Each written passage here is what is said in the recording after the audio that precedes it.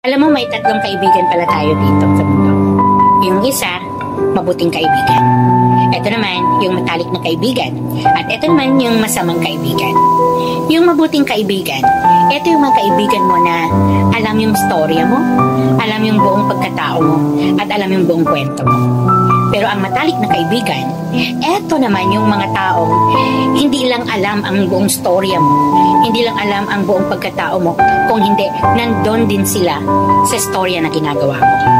Andun sila, gumagabay, yung mayakap, umiiyak ng sabay, ganon. Pero eto yung mga masamang kaibigan, eto yung mga nagpapanggap. Nagpapanggap na alam nila ang buong storya, na alam nila ang buong pagkatao mo. Pero ang totoo, hindi.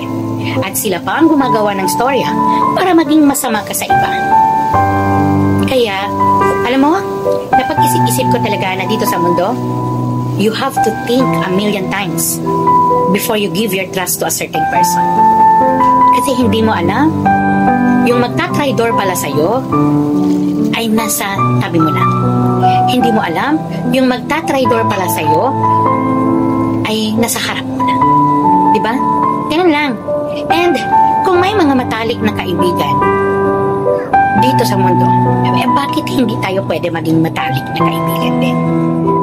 Kung sila nga, kaya nila maging matalik na kaibigan natin, bakit tayo hindi pwede ibigay din ang gusto nila ng matalik na kaibigan? Alam mo, lahat ng mga tao ninanais yang magkaroon ng matalik na kaibigan.